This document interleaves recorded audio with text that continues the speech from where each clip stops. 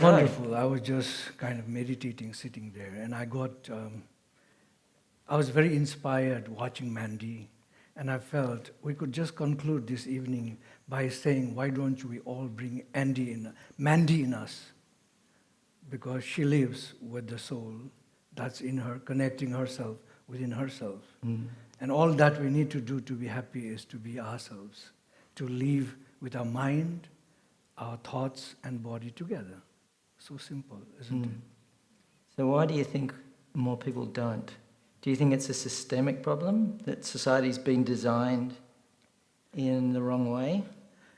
I think largely we should blame the system of, like if you go back to prior 1950s, you see ecology encompassing the society. Within society was the economics. Today economics is encompassing the society, and within society is the ecology. And that means that we have really gone away from our own interdependence, from our own interbeing, so-called emptiness. Sunyata, that's what we say in Sanskrit. We are so connected with everything. You know, we are human race that actually can not live without nature, but nature can live without us. And we are destroying that very life form of ours.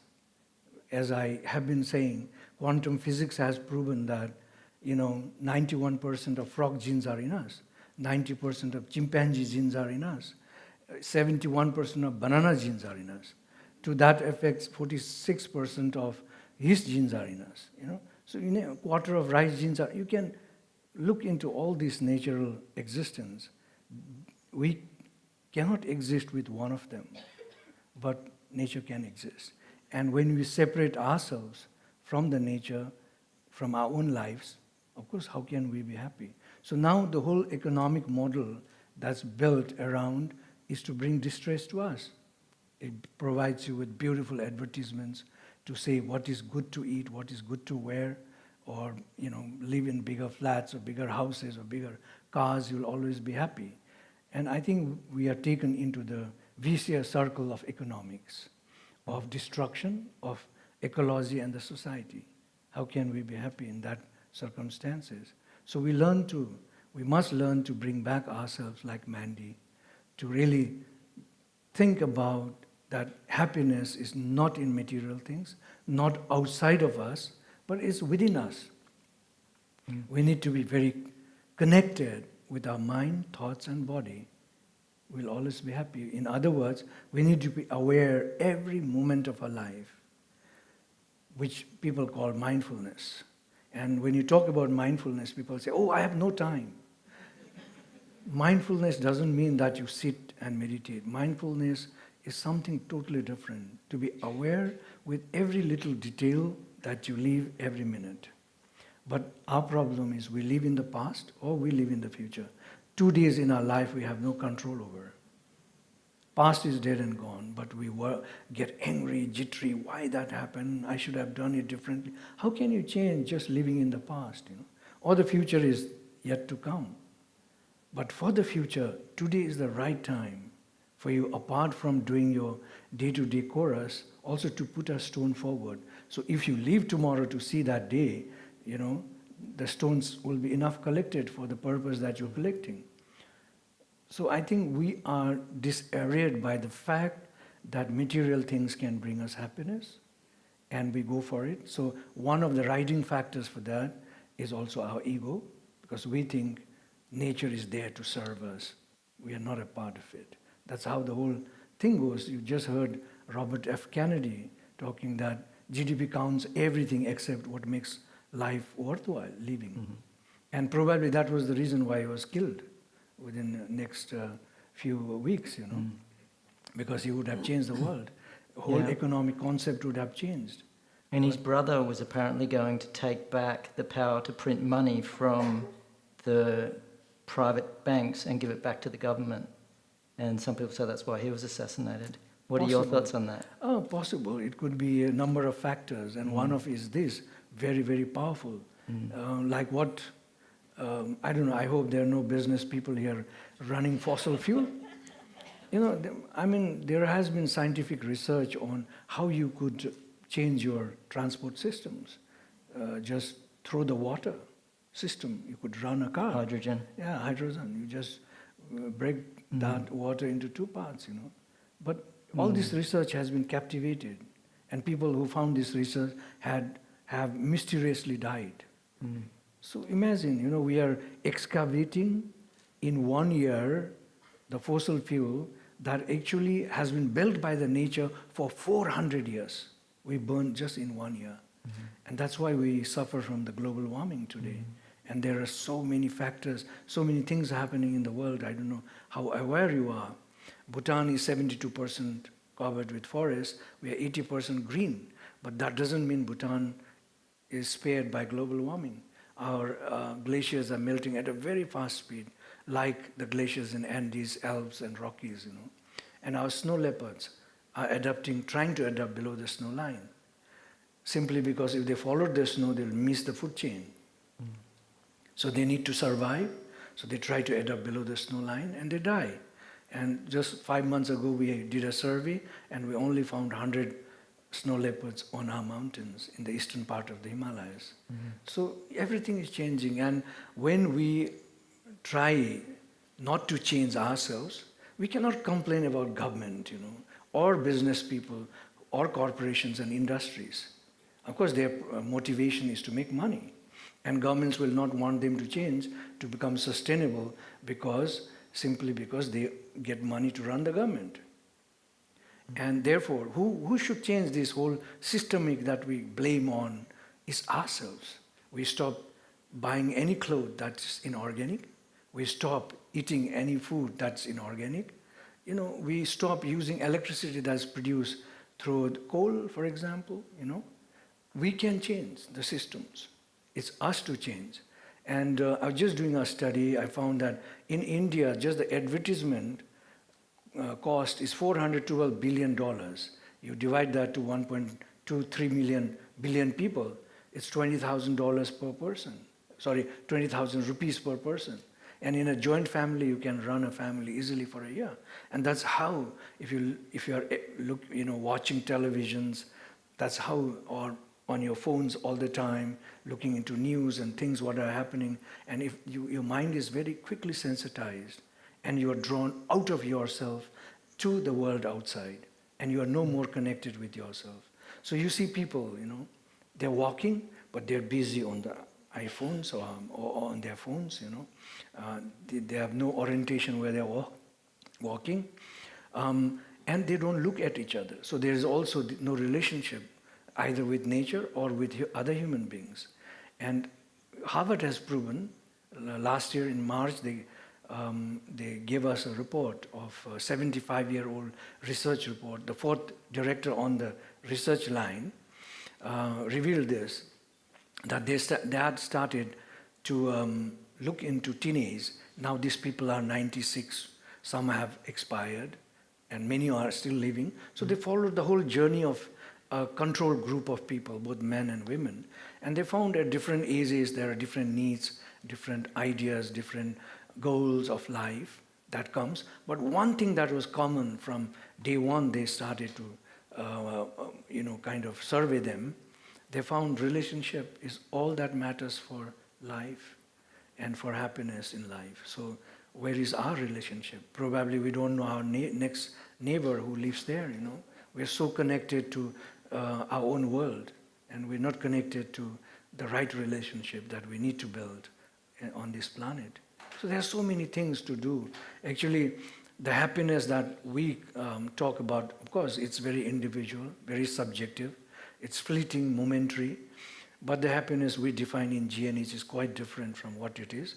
Even this happiness, individual happiness, you can always cultivate. It's a choice whether you want to be happy in this moment or not happy. It's really a choice on our side. And it's a skill you can always develop.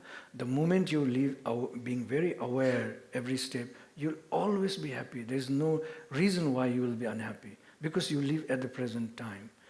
Why are we unhappy? Because we are forgetful. In other words, forgetful is translated into looking in the past or in the future.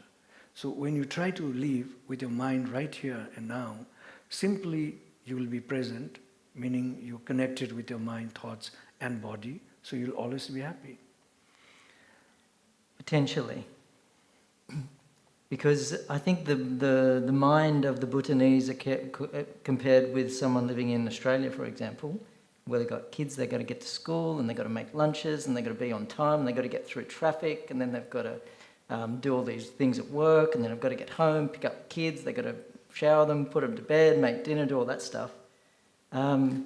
Someone's mind is potentially very, very active. So when they get into the present, all they find is they're assailed by thoughts. You see, these are thoughts ahead of you, right? When you say you have 24 hours in front of you, before you go to bed or early morning, as you get up, once you are grateful to the universe that you're alive, the next moment you can think about your sequence, what you want to do. After that, you don't need to think. If your mind is present, it'll automatically work. It's like a clock, you know. Like I don't need a waking up timer or alarm. If I say I want to wake up at 2 o'clock in the morning, sharp at 2, I just open my eyes. So it's simply a practice. And I think when you keep your mind alive in that form, you'll always be present in doing things right at the right time, at the right moment. So without mindfulness, because it seems like you're saying that a critical factor in someone's ability to be happy sustainably is that they need to have interaction with nature. Exactly. They need to have interaction with other people. They genuinely need to have a sort of a heartfelt relationship, yeah? Yes. And they need to be mindful.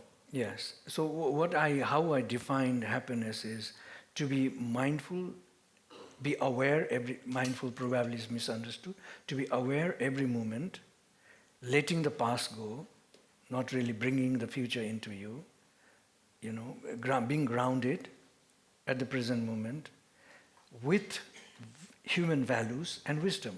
Mm-hmm. And values, I say human values. What does that really mean? Human values, the foundation of those values is love, right?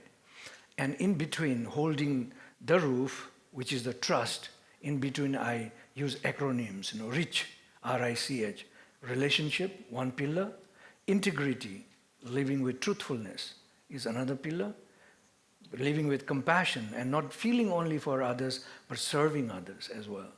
Compassion, C. H, being human, you know, living as humanity.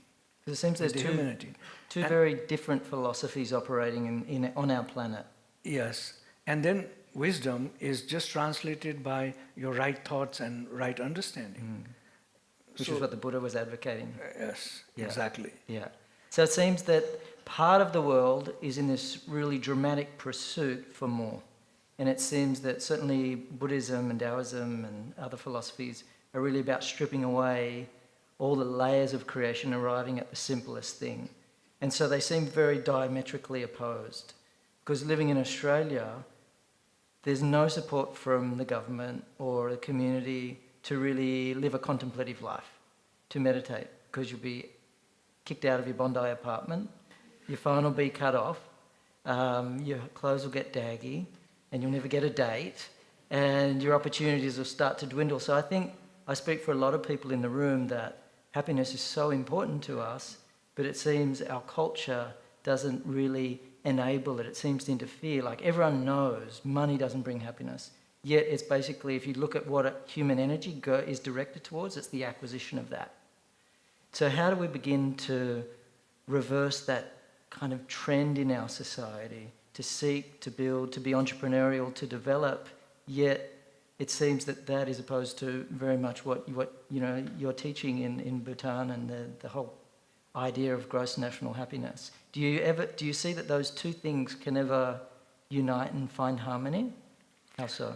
Sure. I mean, you know, whatever you do in your life to earn money, it's a requirement. One of the domains is living standard in Bhutan. So your living standards are totally different from our living standards. For example, I earn just $800 a month, and my standard is very high in the country. I'm one of the high salary earners in the country. Yeah. But what does $800 mean here? maybe not even a week's rent here, you know. So standards are different. The earning that you require to do is different. But this doesn't mean you need to spend all your life working for that money. You can be efficient, and you need to bring this culture in the business, the GNH culture in the business, you know. There should be flexi time, there should be time every 2 hours, the employees must get up, walk around, you know, use their arms and limbs a bit, rotate their eyes and legs and hands. It's very important for their own well-being. And if you're working in a corporation, if they're working to earn money, then of course definitely happy employees make more turnover. They're much more productive than unhappy employees.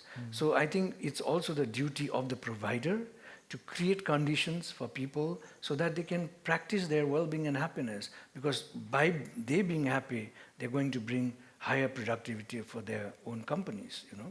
So, I mean, we are not against working, but we're saying you should not work. If you, like for example, GNH, you know, if you work less than 8 hours, you get a lesser score. You work more than 8 hours, you get a lesser score. It's just 8 hours, that's it. And I think you can do lots in 8 hours, provided you manage your time properly. And we're not against that either, you know. So yeah, I mean, the average kind of working week in Sydney is somewhere between 50 and 70 hours. 15 and 17 hours. 70. 70 in a week. In 5 days. In 5 days. That's too much. Not more than 40 hours you should work. Because it seems like the most precious thing we have is time, right? Yes, because you see, what are you running behind for? Ultimately, you are going to be old, like what Dalai Lama said. You know, men are funny creatures, you know. They work so hard to earn, and then they get old and they start spending to cure themselves. Exactly, that's how the time use is actually related, you know. Like you spend large part of your time sleeping, you know, house chores, raising children, if you have children, shopping, you know, eating and drinking, sleeping and running, chasing for more and more. And you are old. By the time you retire, you have some saving, you have done something, but you have not looked after yourself. You have always run away from yourself. And now it's a time, I have not many years to live, but I would like to live well. Then you now start running behind a doctor so that, you know, you become well again. So all that you earn, struggle for those life, is that for that purpose at the end of your life? Is that the way that we should live? Well, we really need to rethink, you know. And who are we working for? You know, who are we really going crazy for? Is it for our children to come, or is it for our generations to happen? For whom is this? You know, we really need to contemplate on these kind of questions, really to get an answer. Because by the way you dress, by the, you know, for example, in the business world, I've realized that I call 3 C's. One, they compete. One, they complain. Next, they compare. If people are invited for a party, they will think, how will my friend dress? I have to dress equally good or better than the friend. You're not living your life. You're comparing already with someone, and you're living somebody's life. Isn't that true? So we need to really reflect ourselves, contemplate, to see what is really required in our life. If you look, of course, simply, in a very simplistic way, we need nourishing food, few changes of clothes that take us from one season to another, maybe lasting clothes so that you don't buy, because that's how economy grows. And, you know, a roof over your head, what more do you really require for life and living, really? You know, but we need to really think what is really required for me to be, you know, independently serving myself, so that my soul and mind lives in me, you know. I think that's all we need. Latest iPhones, iPads won't give us a better life or a higher life. You know, television, you sit in front, and like the Americans do, you know, on a chair with popcorn and watching all that. Indians watch almost 9 years of their life in front of television. How do people have fun in Bhutan? Sorry? What do people do for kicks? What do they do for fun in Bhutan? What do the people do? How do they have fun? Oh, we play our games. We have kuru, archery. We get together. We celebrate things together. And if there's a marriage happening in your house, I'll just walk in there. I don't need an invitation. If I'm hungry, oh, there's a house. Tuk tuk. I'm hungry. Can I have some food? Welcome. You can have it. A friend of mine did go there. He said the energy in Bhutan was amazing. And he had this sense that there was something else there. He couldn't quite articulate what it was, but there was this beautiful spiritual sort of atmosphere everywhere. And so he was telling me that there are no animals killed in Bhutan, is that correct? Yes, we don't kill any animals because we also don't try rear so much, because if you rear animals, you need to grow feed. Yeah. And then when they are becoming burden, you have to kill. So we don't kill. And if you look into the world today, we complain about population rise. It's untrue. Yeah. You know why? 80% of our arable land is used for growing feed for cattle, animals, pigs, and chicken. Population, 1,000 billion animals are reared on this planet every year. And 700 billion are killed, slaughtered, for the greed of 7.5 billion people. You can imagine, Yes. that 80% of arable land, what feed is grown in there, is feed chemically grown because it's a monoculture. You cannot grow by itself. You have to apply a lot of chemicals, and that chemicals come to the animals, and that animal produce milk and meat for us, and we eat that, and we are chemically infected. And often parents wonder why my child has autism or has a swollen kidney and things like that. By the way, if you're using mercury in your teeth, avoid it. These white lights are very effective for our cells. They kill our cells actually. Those lights are better. There are so many reasons why we live differently, and we need to rethink our life altogether. This mercury, if you get pregnant, it flows into the child in your fetus, and it can raise your child's kidney, make it bigger, or some other inner elements can go wrong in a child. The food that a mother eats affects the child. So, for example, I was born in a cow shed. I grew with the nature, and in fact, my father forced me to go to school at the age of 9, and he sent a cow with me to school because he thought I will die without the milk. So the food I ate, my mother ate, and by the way, she is 104 years, still healthy and living well, actually relates with me. The food in Australia does not relate with me. It takes quite some time before my cells can accept those food, because I'm used to those other kind of food. And now imagine, that was what I challenged the Dutch people in the Copenhagen University in 2011. I asked for a coffee, and I thought in an Indian style, and it was bitter coffee, so bitter I couldn't even take a sip. And I wondered, and every Dutch, they have to drink so bitter coffee. So at the Copenhagen University, I said, did the Vikings go all the way to Africa to buy coffee? You're changing your whole institution of your body. And nature, by the way, has created certain things in certain land. Kangaroo is available here, not in America or in Bhutan, Elephants are available in African countries and in India and Bhutan, but not here. There is a reason why nature creates things. And nature asks you to eat the food that's grown on your land, right near you. Because that's how you're built, That's how your every cell relate to. Therefore, when you are depressed, anxious, you go to the nature. You have abundance of nature, the ocean, the biggest life on earth. You have forest, 33% forest. Even desert can cool you down. You have nature so abundant. Go to the nature, you calm down immediately. So simple. Why? Because our organisms connect with nature.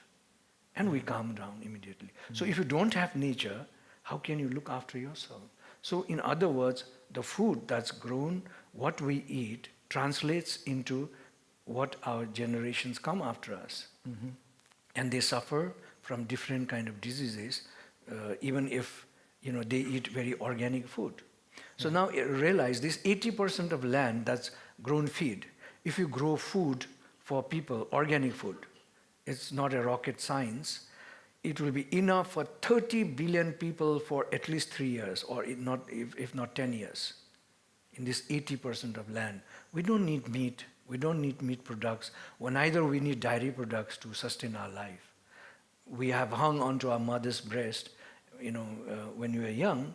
That's it. Look at animals. They don't go back and suckle their mothers, once they are grown. I mean, look at elephants, the sturdy horses, the rhinos, the giraffes, the zebras, all these beautiful, sturdy, big animals. What kind of meat do they eat to have protein in their body? Yeah. They eat grass. Let's eat all that. That's given by the earth, naturally. And we will always find happiness, because it's, again, let me repeat, it's not in the material things. And we are not defined by our outlooks. We are defined by who we are, how we live our lives. And people would relate very quickly looking at a serene person and wonder why that person looks so holy and so nice. It's because he has changed his living style to live who he thinks he believes to be himself. And we all can become that, because we believe that Buddha nature is in all of us, in every one of us. So when you bow down this way, we are saying, I greet and I respect the Buddha nature in you. Because anyone can be enlightened any moment of time. Like the lady who was on the piano was talking about, meditation. And I think music is a good meditation, that can really take you in yourself, because your ear, your mind, your thoughts and body remains one, because your mind is, constantly taking that vibration. And we all exist in vibration, in fact, And therefore, I think we need to refocus our entire thinking process of life and living if we want to be well towards the end of our lives. And if we are living for our generations to come, then we need to go sustainable. Governments are not going to do that for you. Neither is corporation industries, but we can do ourselves, because we can live the way we want, and we can change the whole world. And Australia, by the way, has all the conditions to take GNH on stride and become a very happy nation. It's interesting you say that, because I wanted to read something here. I was going to check my Instagram, so if we get any more likes, just hang on a sec. Oh, a couple. Oh, shoot. Here we go. So there was, in December of 2009, there was a special meeting, a workshop that was held, and so educators from 16 countries came to Bhutan to talk about education, sustainability, cultural richness. And they started the process of the workshop by asking a very fundamental question. What type of citizens does Bhutan want? And this was the answer. Citizens who clearly see the interconnectedness of reality and understand the full benefits and costs of their actions, and deeply care for others and the natural world. So the next question was, how would you shape such citizens? Education dedicated to deep critical and creative thinking, ecological literacy, practice of the country's profound and ancient wisdom and culture, holistic understanding of the world, genuine care for nature and others, competency to deal effectively with the modern world, preparation for right livelihood, and informed civic engagement. So that was proposed, and then it was basically immediately adopted by the government and then put into the Constitution the next day. So there's this thing, a friend of mine who's a doctor, and he said there's an expression within the medical establishment that it takes 50 years for something to get into medicine, especially ideas, and it takes 100 years to get them out. So it seems like, our society, as you've been saying, is like a miracle of bad design. If you highlight anything, it's all like, what the hell are we doing? And when I told people about tonight that, I'd be interviewing you and talking about gross national happiness over GDP, everyone goes, of course. That's just like the most brilliant idea, and it's so basic. But you guys had it 40 years ago. And why is it that we're not adopting it across the world? Do you think it's like a problem with the way governments are created? Because I know you've worked very closely with the Prime Minister of Bhutan, close to the royal family. So what's wrong with like the political systems of the world? Because it seems change, you say, can come from within, but you've still got this monster, this beast that is, global politics, which seems to be running on a different philosophy, a different system. So I wonder what should be the criteria by which we elect officials or that people serve in government. What do you think the criteria should be for those individuals? 2 years ago, when I had the opportunity to address the British Parliament, the House of Commons, all-people party, all-group people party, I was asked the same question. They were going into main election. What should be the leader?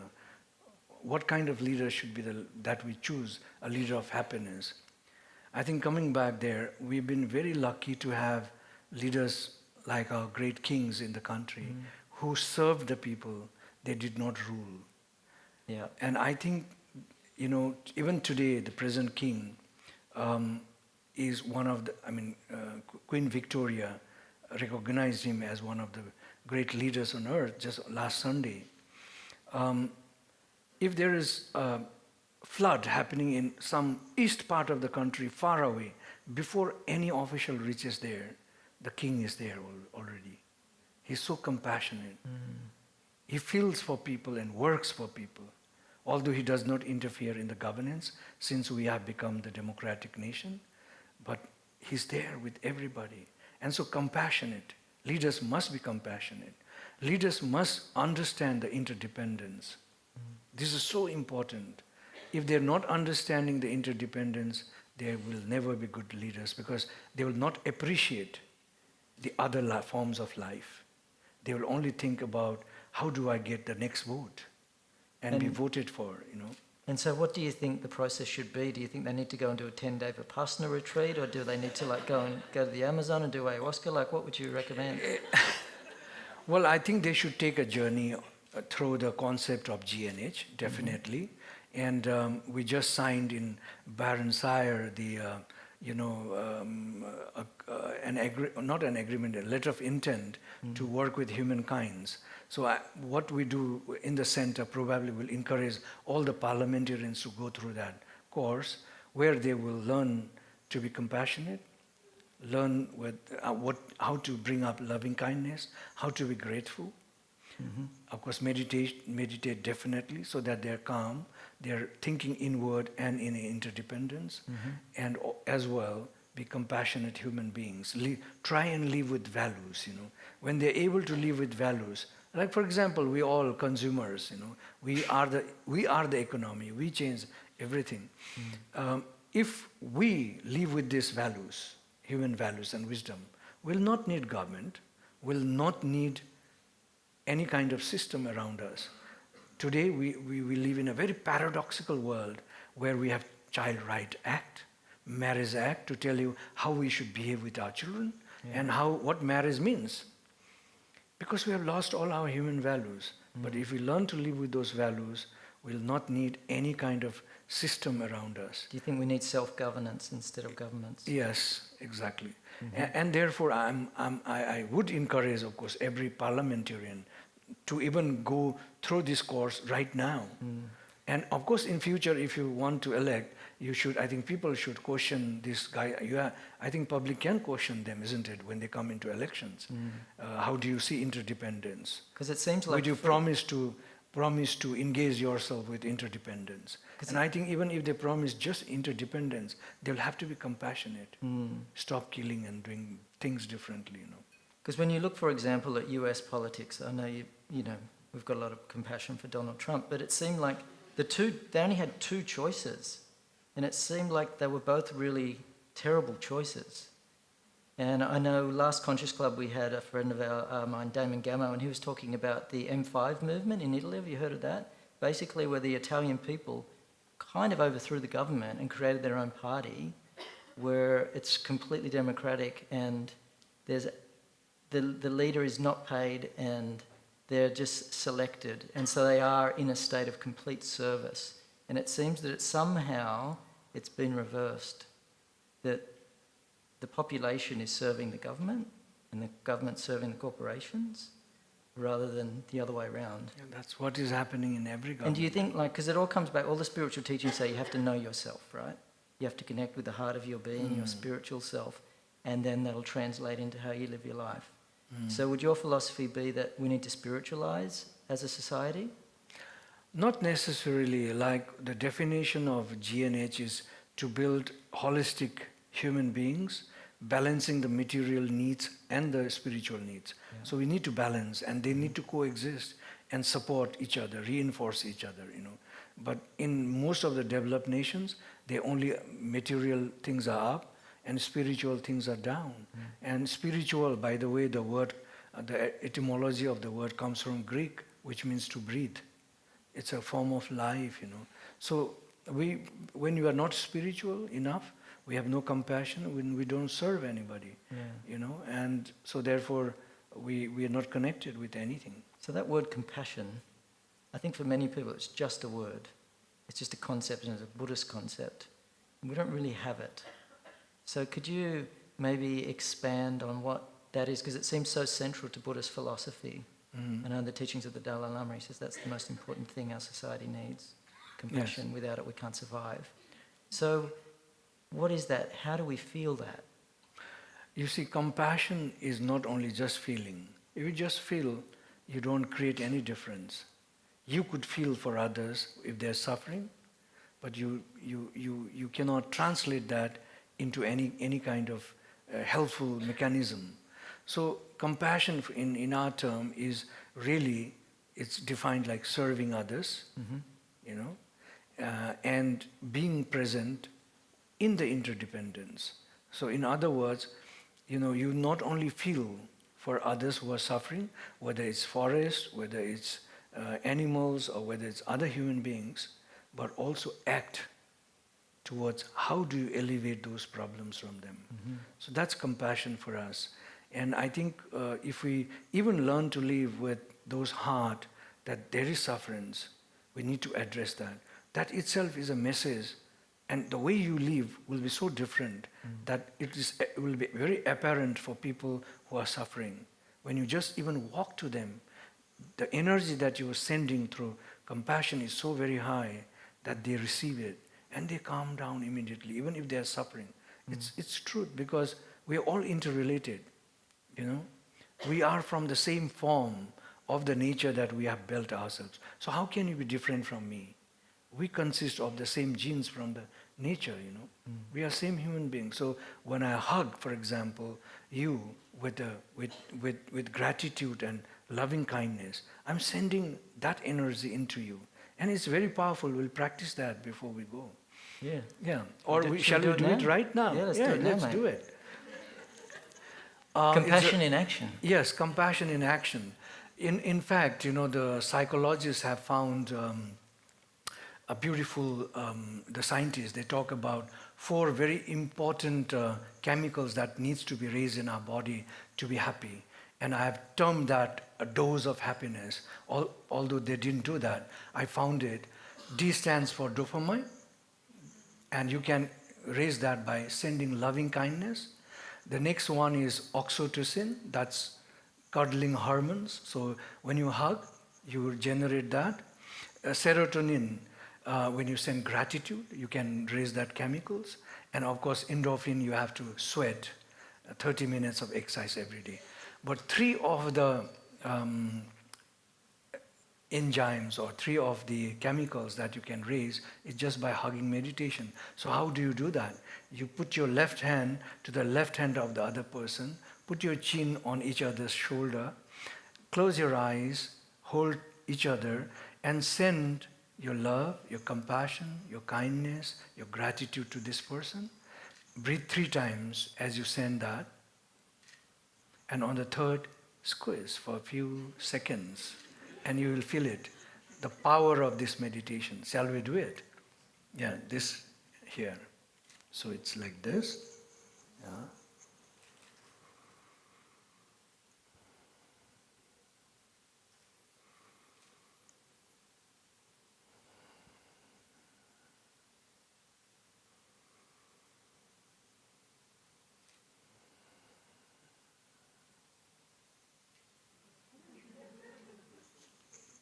Did you feel the power?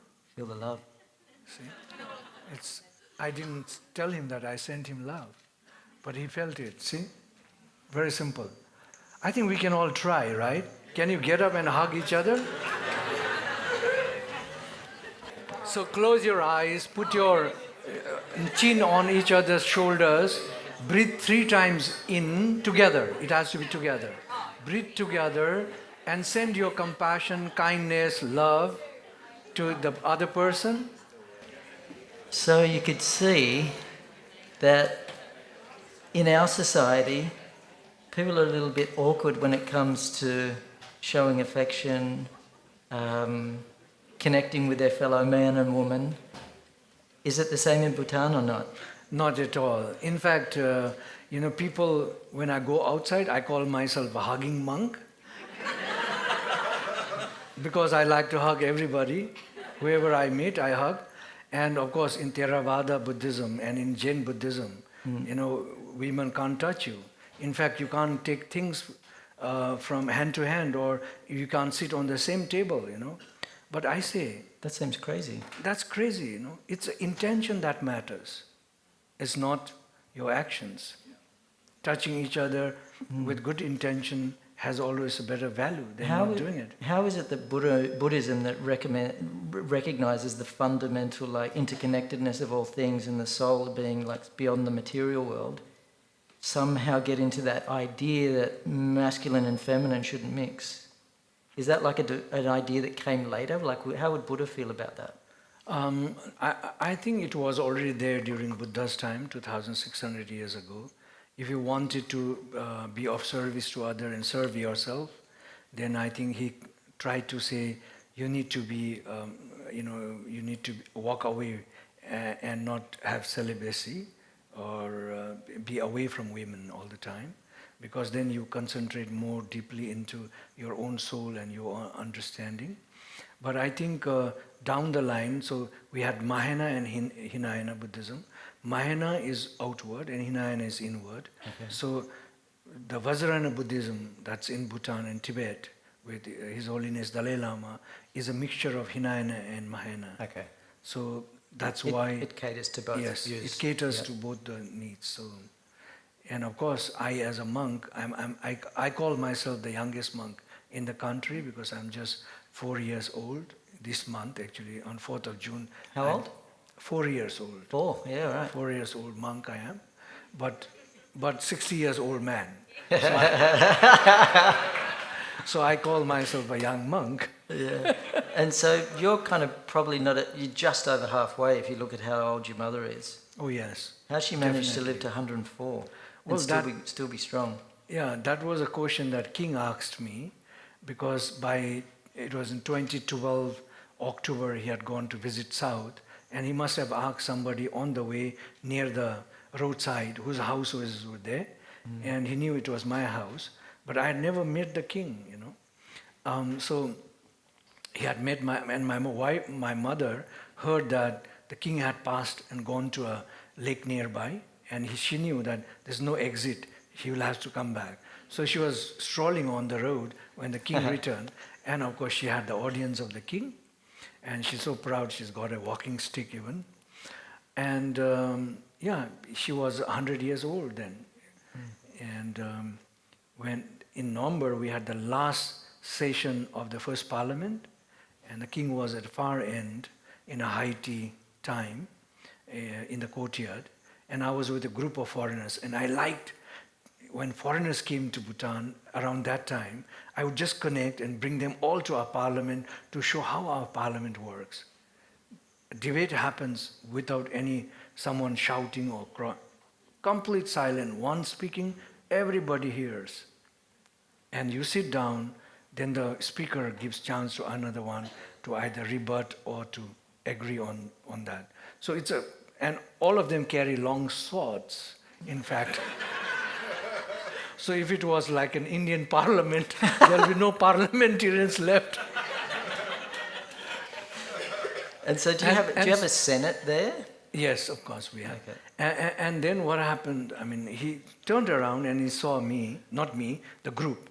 So and he walked straight. Then I thought he was coming to talk to the foreigners. So as a Bhutanese, of course, I was not in this dress then. I walked backwards, leaving them in front, and he called my name. Saamdu, he said. So I had to halt, and I was shocked. How does he know me, And he said, I met your mother, and I knew he had met my mother. And he asked me, what makes her live so long? Then I had no answer because I had not asked my mother. So I just guessed. I just looked into her life and I guessed she meditates. I told him, Your Majesty, she meditates. And she's been a farmer, working very hard, eating her own food, organic food. Those could be the reasons. Must be, he said. And then I asked my mother. I went home to see her and I asked her, what makes you, so healthy still? And she told me, son, one thing you should realize, if you have a desire to eat a portion of food, divide that into 3 parts.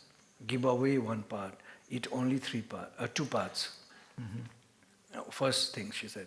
Second thing she said, your hands and legs are not meant to just walk and shake around. They need to work. And third thing she said was, you need to meditate. There were a few others I forgot, but I remember clearly these 3 things she told me. So I tried to live with that. I hope I will also catch up with her. And she gave me birth when she was 44 or something. And she gave birth to my brother my younger brother when she was 49 or something. Wow. And how many children did she bring to the world? 11 children she gave birth to. And my eldest sister and eldest brother. That's because you don't have telly there. Their kids are their kids are older than me. Wow. Yeah.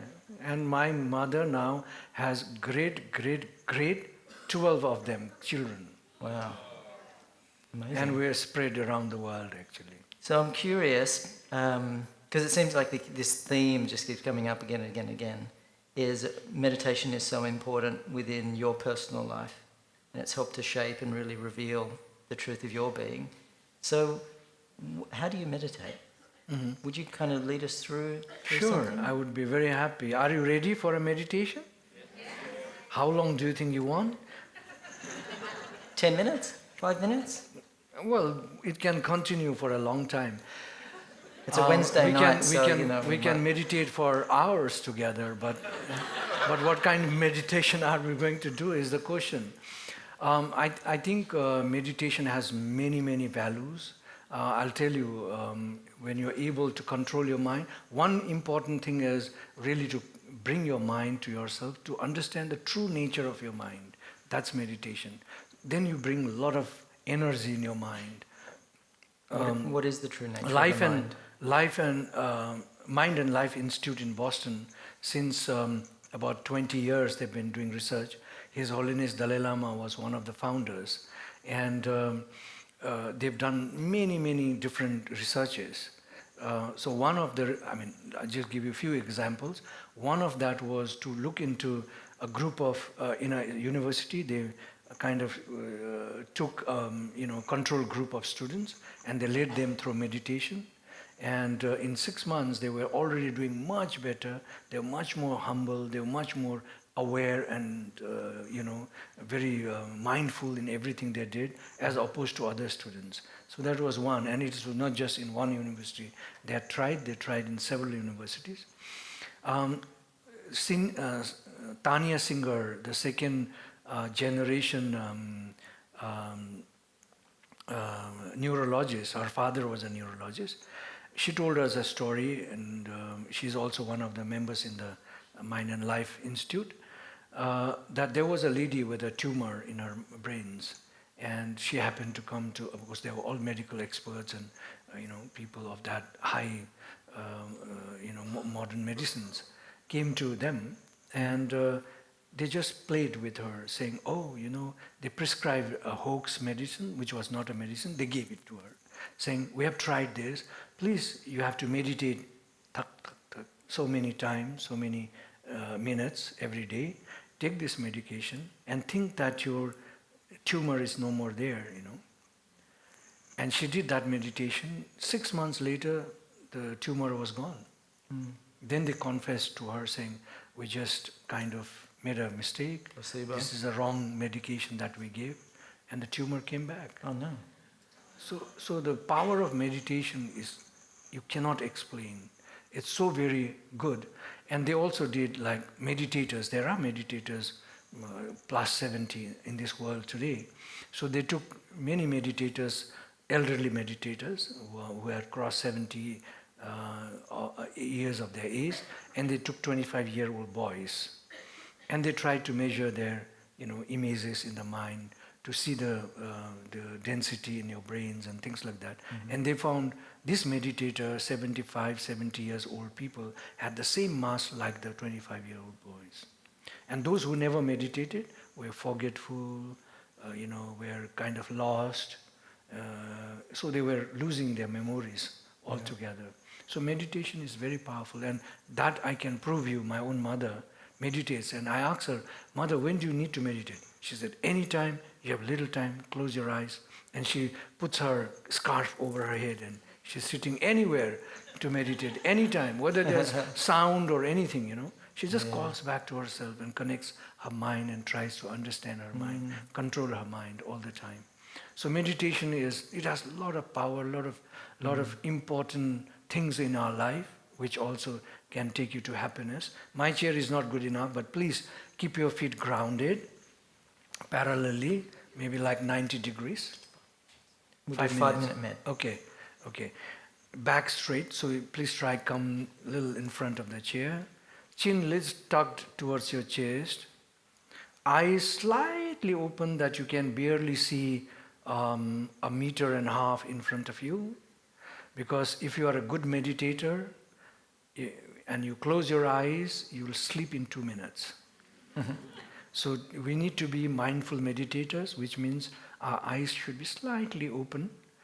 Mouth, you can close it, and your tongue should be touching the upper palate. Your hands can rest on your knee in several ways. In open palm, or on the knee with your fingers down, or you could also keep your left hand on your stomach and your right hand down. There are different purposes of this pose. When you are meditating in the morning, I would advise you to meditate with your palm open, because there's a lot of positive energy around you that you can bring through your open palms into your system. You must be aware that there are a lot of points on our fingers that directly relates to our brains. And during the day, when you meditate, put your left hand below your right hand and join your fingers, the thumbs together, and sit in this pose. And if you want to contemplate on something, really want to find an answer on something, then you do like this. That means I make the earth the witness to whatever I think with my pure heart and clear mind. So there are different mudras to actually meditate, but we will meditate in a very simple way as possible, with our both hands on our knees, or with our open palms, or with the hands like this. Any form you can take, but the whole idea is your shoulders must be relaxed. That's very important.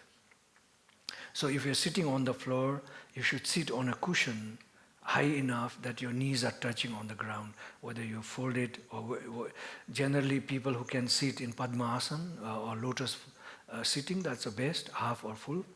But okay. So when I ring the bell 3 times, please go to the pose of meditation. Then you hear me speak. Please follow in your mind what I speak, repeat in your mind, and try to visualize that. And when I ring a bell, one call, it means let's meditate on that verse that I've just spoken. So we'll just rapidly go every minute, because we just have 5 minutes to go, for example, time-wise.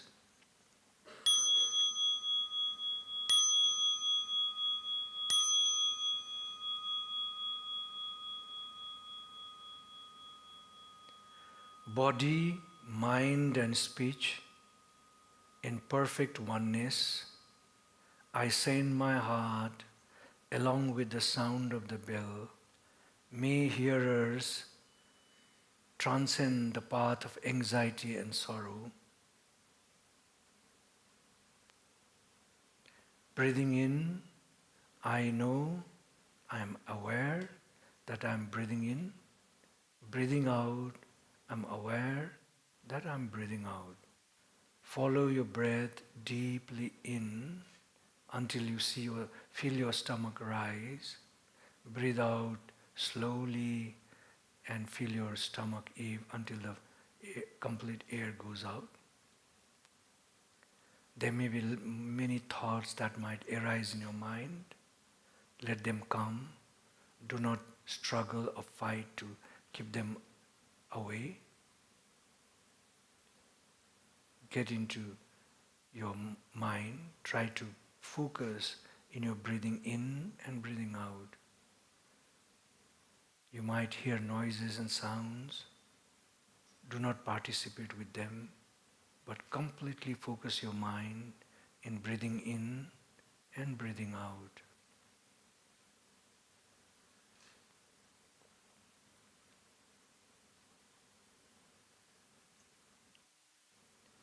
Breathing in, I feel pure and integrated like a morning dew rolling on a leaf.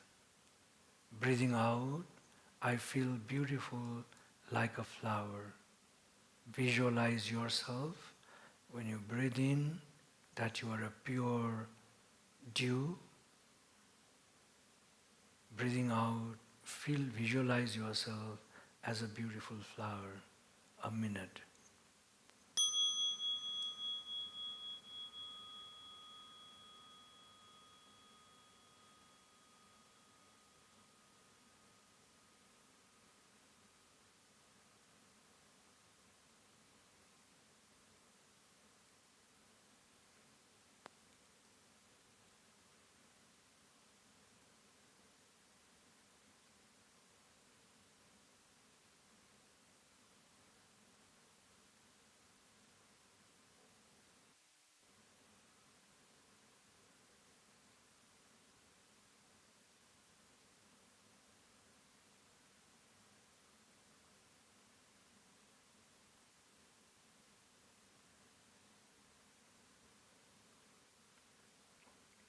Breathing in, I smile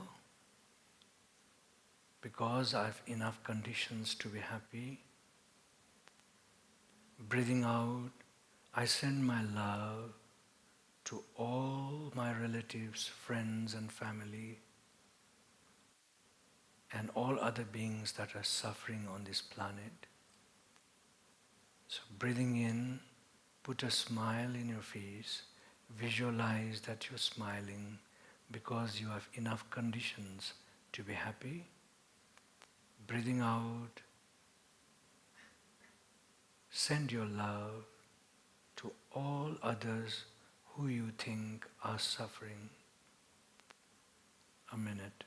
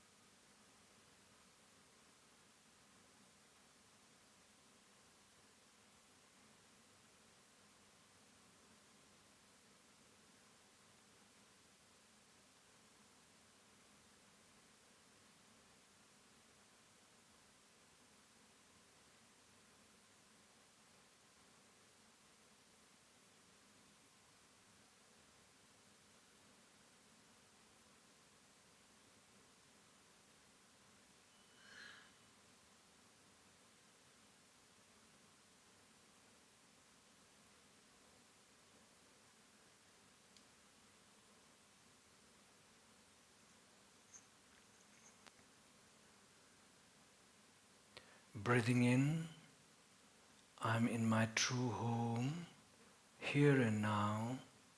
Breathing out, this is a wonderful movement.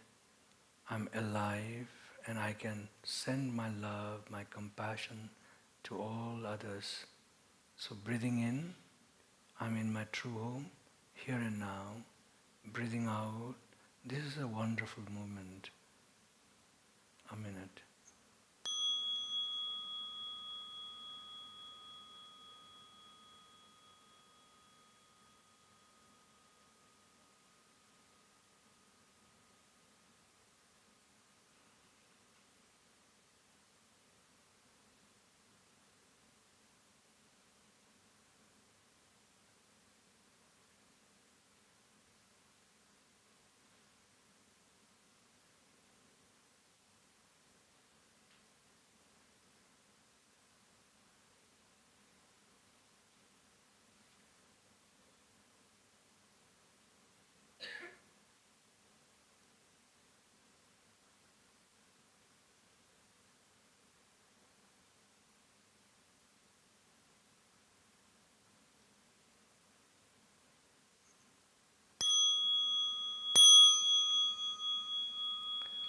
Please open your eyes slowly. Massage your hands and your feet. And be yourself. Thank you. So the whole idea of meditation, I tried combining that you listen to your breathing, you follow your breathing, to visualize. So you do two things together. This I have found to be very powerful. And what would you like to be known or seen by others? You can practice with verses, like I would like to always be carrying a smiley face. You can always meditate on trying to be going with that calmness of being smiling all the time. So it's how you practice your meditation, it embodies in your body accordingly.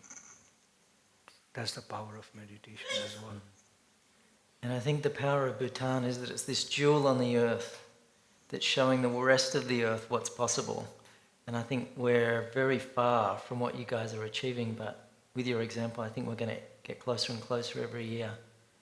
So thanks for taking this long trip down under, spreading the love. I know you've been speaking everywhere and meeting lots of people and groups, and we're the last to be graced by your presence before you get on the plane tomorrow. It's an honor for me, absolute honor. And the beautiful, the deep, rich simplicity of your way of being and I guess life. I think that's what we miss in the West. We're always kind of thinking of the more sophisticated thing, but it all comes back to these very simple principles. We have complicated our lives. Yeah, and I think it's that merger of dynamism, yet this fundamental presence, which is the only choice we have, because our society won't go back to the degree of mindfulness you guys have and the stillness, but we can have it in action.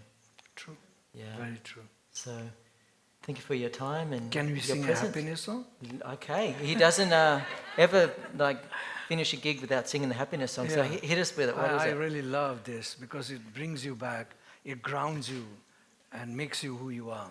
So I'll just sing, and maybe we can sing together. The lyrics is very simple. Happiness is here and now. It's now, happiness. You can be happy now. Happiness is here and now. I've dropped all my worries. No way to go, nothing to do, and I'm not in a hurry. And the second stanza is same. Happiness is here and now. I've dropped my worries. Some way to go, something to do, that's the only change. But I'm not in a hurry. So when you are driving a car, suddenly a red light comes, you are in a hurry to reach somewhere, please take that as an opportunity to say, take a deep breath, say, oh, thank you, universe. I have an opportunity to be myself, Instead of getting angry, oh, if it was 1 minute later, I would have crossed it, It doesn't help you in any way, but it helps you when you calm yourself and look at life a bit differently. So let's sing together. Happiness is here and now. I have dropped my worries. Nowhere to go, nothing to do, and I'm not in a hurry. Happiness is here and now. I have dropped my worries. Somewhere to go, something to do, but I'm not in a hurry. Let's all sing together. Happiness is here and now. I have dropped my worries. Nowhere to go, nothing to do, and I'm not in a hurry. Happiness is here and now. I have dropped my worries. Somewhere to go, something to do, but I'm not in a hurry. There you are. Thank you.